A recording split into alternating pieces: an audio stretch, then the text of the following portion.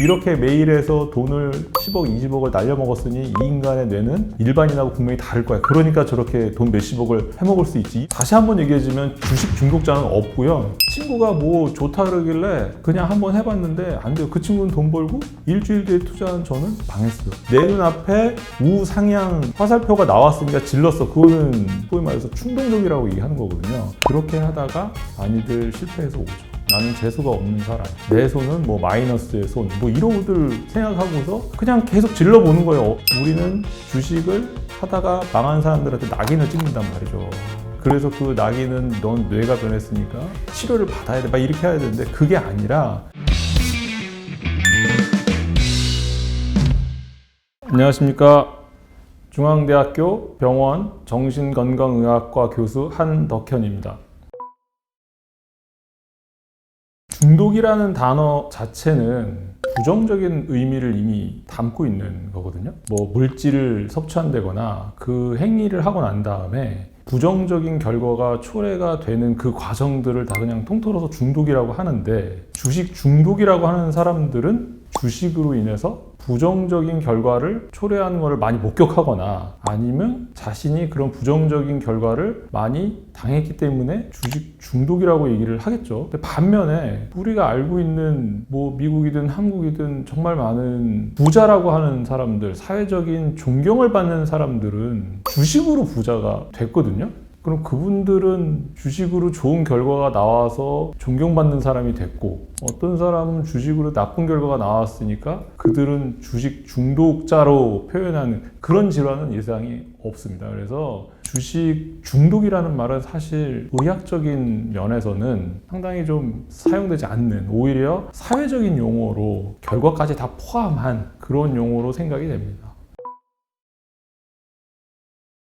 사실은 주식의 포모는 많이 지나갔죠. 지금 한동안 막 몇 년 동안 주식이 바닥에 있다가 지금 갑자기 떠오르니까, 그런데 사실은 5, 6년 전에 주식의 포모는 훨씬 더했죠. 진짜 대학생들까지도 등록금 갖다가 막 하고 막 그랬는데, 그리고 그 주식 포모 이전에 저희가 또 한번 경험했던 거는 비트코인이거든요. 특히 젊은 20대 중후반에 있던 사람들이 비트코인 안 샀다가는 다른 사람들 몇십억, 몇백억씩 벌 때 자기는 안에서 상대적으로 뒤처지는 게 아닌가 하는 심리 때문이었는데, 포머가 사실은 안 좋은 결과를 초래하는 주식 투자의 시작이 되는 경우들을 많이 봤어요. 근데 그 얘기를 좀 더 풀어서 얘기하면, 주식에 대해서 알아보지 않은 상태에서 그냥 성급하게 충동적으로 들어가는, 그러면 사실은 주식을 하는 데 있어서 최종적인 목표가 돈이 되기도 하겠지만 사회 경제적인 흐름을 따라가기도 하고, 그 다음에 자기가 거기서 가상적인 어떤 승리에 대한 성취감도 좀 느끼고 뭐 이런 것들이 있는데, 주식을 모르게 되면 그런 주식을 해야 되는 목표와 그 다음에 성과 이런 걸 전혀 모른 채 오직 돈 따는 거에만 이제 몰입이 되기 때문에, 그럼 사실 주식을 하는 거나 도박을 하는 거나 다름없게 되는 거죠.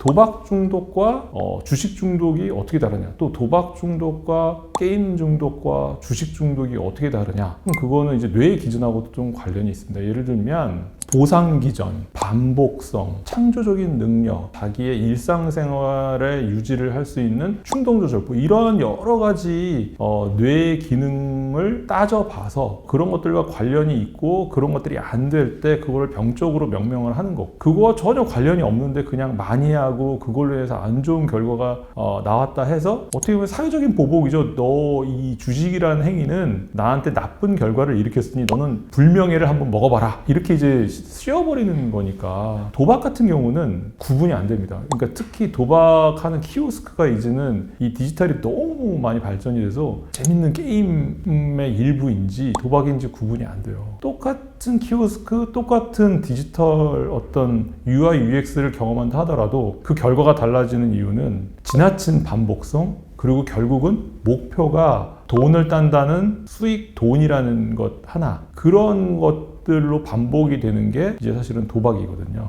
그래서 도박 중독과 게임 중독을 게임을 많이 하는 문제성 게임과 비교를 해보면 뇌가 도박 중독 같은 경우는 보상 중추, 기쁨에 대한 흥분 중추 이런 것들이 막 활성화되는 반면에 창조적 회로는 전혀 활성화가 안 돼요. 근데 재밌게 게임은 보상 기전은 약간 활성화되는 반면에 창조적인 회로가 활성화된다는 얘기는 그게 가동이 된다는 얘기인데, 그리고 그걸 느끼는 이유는 뭐냐면 우리가 게임을 하면 그 안에서 자기 나름대로 스토리텔링을 하고 있다는 얘기예요.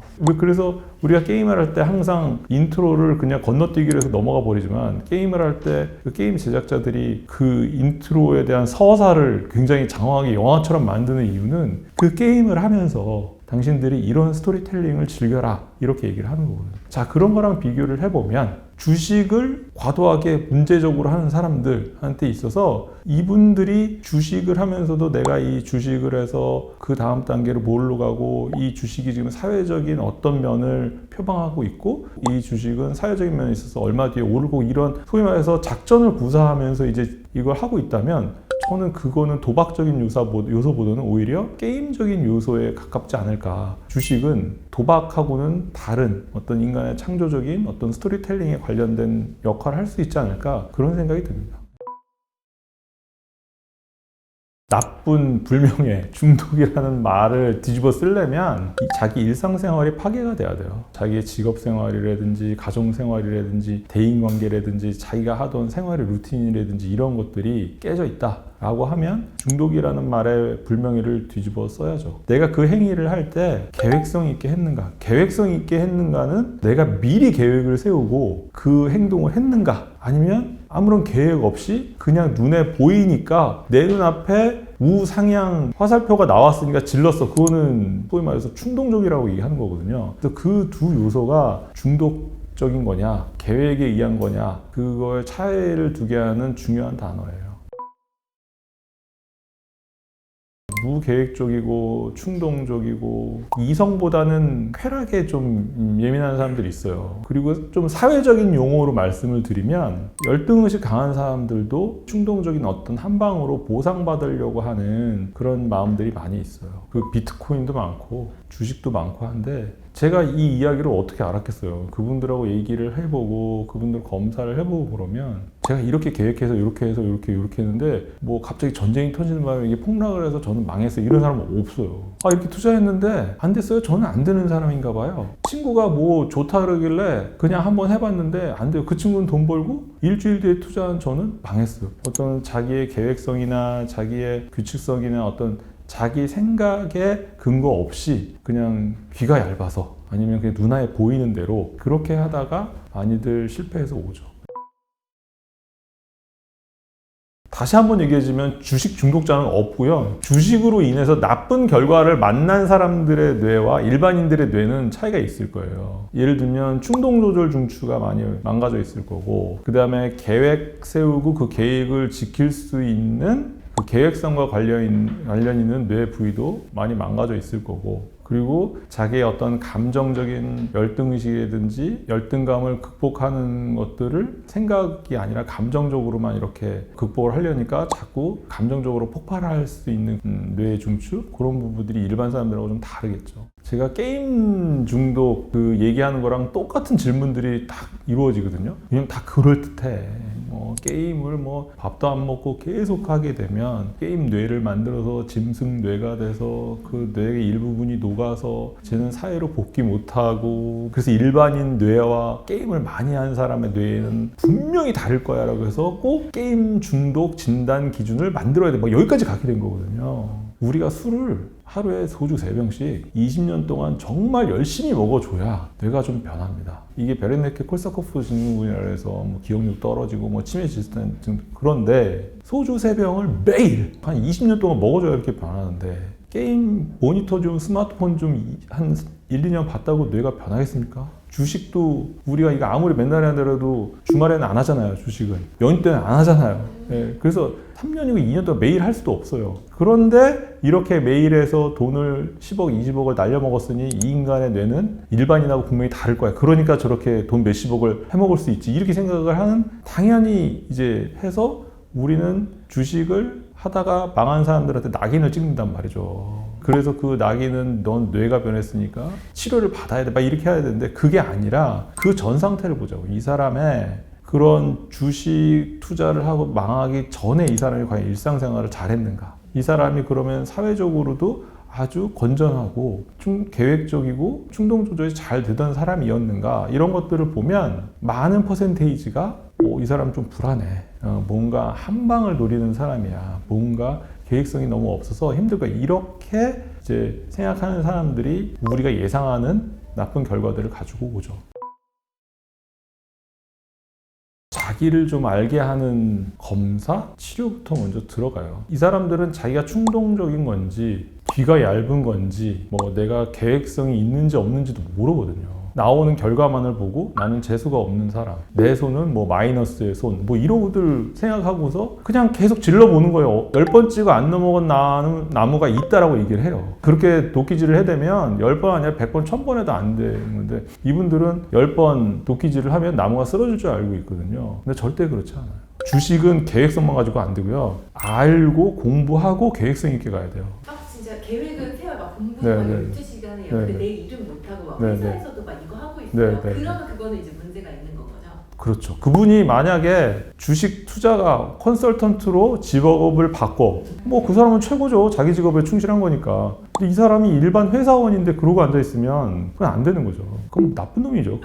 중독자가 아니라 자기 직업 윤리가 깨진 놈 아니에요, 그거는. 네. 10대 후반, 20대 초반을 생각을 해보면 어떤 사람을 좋아하게 됐어요. 근데 그 사람이 나를 안 좋아해. 내가 그때 바라는 것 중에 하나 있으면 내가 어떤 약 하나만 먹으면 저 사람을 좋아하는 마음을 없애는 약이 있으면 좋겠다라고 생각을 하잖아요. 인간의 짝사랑은 거의 한 수만 년 됐는데 그리고 그 약을 너무 개발하고 싶었는데 개발이 안 됐어요. 지금이라도 나왔으면 좋겠어요. 네. 못 만들어요. 똑같아요. 그리고 주식이나 비트코인 하는 사람들이 주식 안 좋아하게 만드는 약은 없어요 라고 얘기를 하는데 그런 약은 없어요. 다만 아까도 얘기했지만 그런 주식을 생각하거나 주식에 대한 결과를 놓고 볼 때 그거에 대해서 막 느껴지는 흥분, 감정적인 것들을 조금 이렇게 다운시키고 그 기복을 줄이는 약은 있어도 그걸 못하게 하거나 생각이 안 나게 하는 약은 없어요. 그래서 우리가 약물 플러스 상담 플러스 뭐 인지행동치 플러스 이걸 다 동원하는 게 이 사람으로 하여금 그걸 조절할 수 있는 충동 조절의 동기를 갖게 해주기 위해서 우리가 그런 치료들을 다 종합하는 거예요. 일단은 주식을 공부하셔야 되고요. 공부할 시간이 없으면 제대로 된 컨설턴트한테 이야기대로 들으셔야 되고, 그리고 나서 자기가 가지고 있는 계획대로 그대로 이제 진행을 하셔야 돼요. 솔직히 말씀드리면 저는 주식에 왜 몰입하는지는 잘 못 느낍니다. 왜냐하면 한 번 했다가 쫄딱 망해서 그게 재밌는 걸 잘 모르겠어요. 그러니까 망한 이유를 봤더니 그때 5년 전 포모 시기에 제자들이 해도 해야 된다고 저를 꼬드겨서 한번 이해를 해보자 해서 가서 돈을 잃으니까 별로 하고 싶지가 않더라고요. 그래서 그냥 저는 투자자한테 얘기를 했더니 그러면 교수님 같은 분은 정기예금 대신 10년, 20년 묻어두시는 투자를 해야 된다 이 얘기를 해주시더라고요. 그래서 그때 묻어놨는데 지금 대박 쳤어요. 네. 근데 재미가 별로 없어요. 왜냐하면 그런 기쁨보다는 아픔이 저는 더 컸기 때문에 별로 재미가 없어요. 만약에 이 주식을 본인이 그냥 오락물이나 아니면 그냥 나의 기분 전환 이런 걸로 하려면 그냥 그렇게 하셔도 될 것 같아요. 네, 누구나 다 그냥 어디서 느끼는 재미나 뭐 이런 건 있으니까. 똑같이 포커를 하고 고스톱을 치지만 그게 도박이 아니고 아니 내가 가족들 만나서 뭐 10만 원 정도 잃어줘도 되지 뭐 하는 거야 뭐 그거야 문제가 안 되니까. 근데 만약 이게 그런 레저 목적이나 그런 게 아니고 진짜 직업적으로 하신다거나 아니면 큰 경제적인 이득을 위해서 하시려면 공부하시고 계획적으로 하시고 충동적인 투자는 반드시 피하셔야 됩니다.